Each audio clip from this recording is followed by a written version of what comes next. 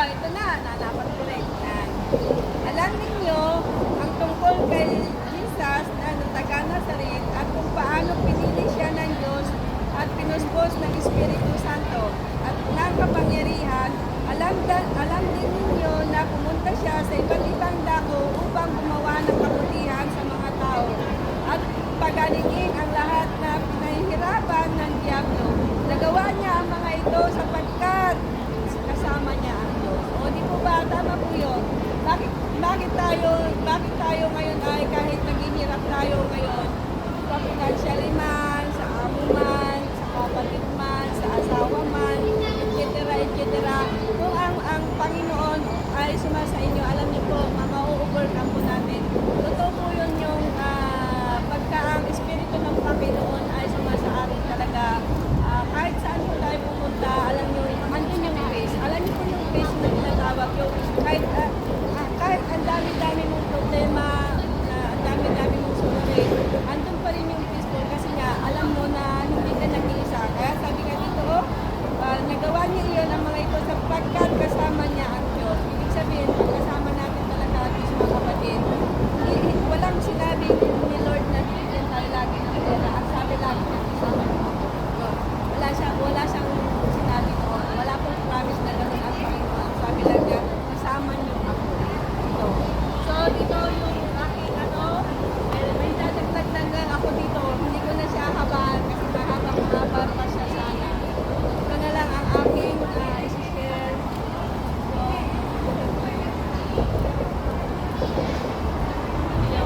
Pinaka-conclusion ko na lang. Deliverance refers to the act of being rescued or saved from the danger, painful situations or bondage. Yan, ito. Yung deliverance ay tayo ay nirescue.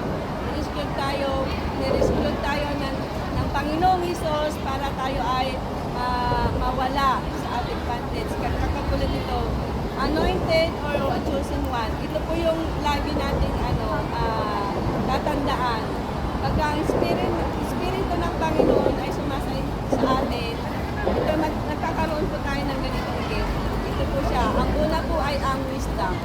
Ang wisdom po ay the ability to know the truth. Ibig sabihin ng wisdom, yung parang agam-agam mo pero may piling ka. Kaalaman, yung kaya mo siya ay, yan, yung parang kunwari, parang ako kahapon, balak ko sana, may gagawin ako sana sa iyo, magpupin sana. Buti na lang, parang may nagsabi mo tayo. Alam mo, after 5 minutes, nagbukas yung pinag namin, nasabi ko, okay, sana naman ako. Ganun po yung isang wisdom. Yan. Words of knowledge. Words of knowledge, ito po yung pagkakaintindi natin, yung kaya po natin, yung pag-aaral natin na ganito, yung naiintindihan natin ang sinasabi ng mga bawat pinapakinggan natin mga words of God. Galing po natin mga kapatid na makinig, magbasa kasi ito po talaga yung ating engine.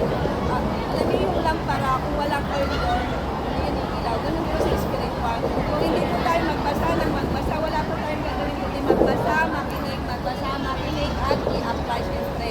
Kasi useless pag nakinig ka, nagbasa ka, wala naman sa buhay mo is, ang labas na matulog na lang tayo.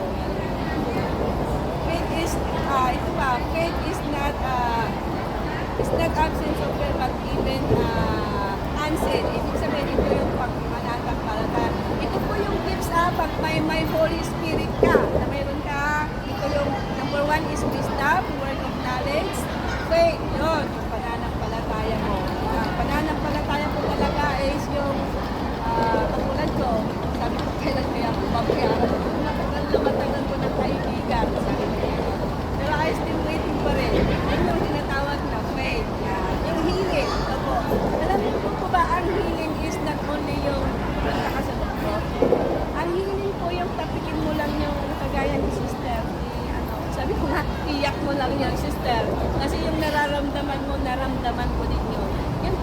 kasing healing na yung paibsahin natin yung kalooban, hindi yung yung tawag dito, madaling example, ang dami na ang kasalanan, didikdikin na ka. Hindi po, ang healing po nun eh, kaya mo yan, ano ba ang may tutulong mo sa'yo? Okay. Alam mo po, ganito ang healing, hindi po hindi laging may, hindi, ang healing po pwede sa puso. Hindi na lang wala akong asawa, kaya wala akong sakit sa puso. May na, may sakit kayo, lalo yung mga may asawa, ano? Ano sakit yung puso? Wala. Joke lang. Example ko lang yan para mas maliwanag. Ganun po mga kaibigan, ang healing po hindi po not all about resulta. It's all about maraming klase. Yung healing sa puso, pwede rin ito yun. Pag pinautahan ka ng kaibigan mo, mas maganda po bigay niya yun. Alam mo, mas natutuwa ka ba? Diba? Ito, pang-lima is miracles.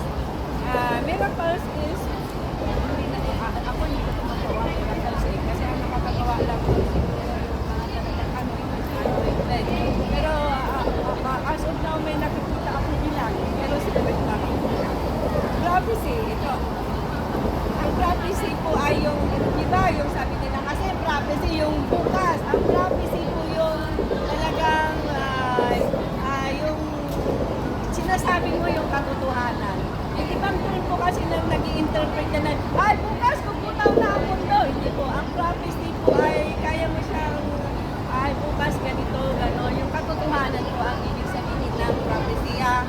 Kasi yung iba kasi bukas, hula-hula po ang tawag doon. Hindi po prophecy. Yan. Pang ito is discernment. Ito na yon yung discernment. Ngayon, ito mo ikatabi mo. Alaw na didiscern mo sa katabi mo ngayon. Baka, nadidiscern mo kay Pinke. Baka yan siya ngayon. Kasi nakabili siya ng gitara. Yan.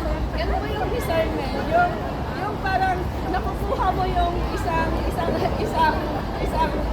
pangyayari na parang mararamdaman mo siya. Kagaya ko, pagka alam kong galit ang abo ko, alam ko na. Kasi yung mukha. Oo, gano'n. Yun.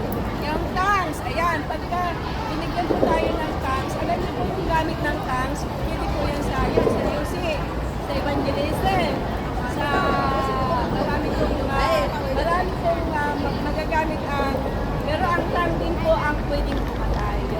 Sa Ilocana po kung yung gano'n na. Yung gano'n po. Pero alam niyo po mga kapatid, pag binigyan po tayo ng spirit tongues ng Panginoon, ito po gamitin po natin sa tama. Huwag po natin itong gagamitin sa ano-ano. Kasi sabi nga, ang tongue ang pinakamaliit na parte ng ating katawan, pero ito ay pwedeng pumatay. Makapatay yan. Yung interpretation. Ang interpretation po at saka tongue is magkaano yan eh, magkapunta. Hindi mo po masasabi kung wala kang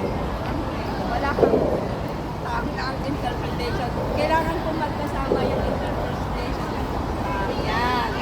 So, hanggang doon na lang. Kasi baka so, hanggang doon na lang po mga kaibigan, mga kapatid. At salamat po sa inyong pakikinig. Kaya ugalayin po natin mga kapatid na magkaroon po tayo ng Spirit of the Lord. Sabi nga, huwag po natin kakalimutan natin yung Galatians 5:22 na the nine fruit is love, joy, peace, patience, kindness, goodness, faithfulness, gentleness, at self-control. Alam niyo po mga kapatid, kaya nauna ang love. Kung wala kang love na may joy ka, useless. Kung wala kang wala kang love, wala din po. Kaya napaka-importante po yung love mga kapatid. Lagi po tayong magmahalaw. Kasi po yun po yung sin ng Panginoon. Love people. People come and go, still love pa rin sa kanila. Dahil ito po yung sign ng Panginoon, yung kapayapaan sa bawat isa. So hanggang dito na lamang po ay si Pastor siya po ang mag-interpret kasi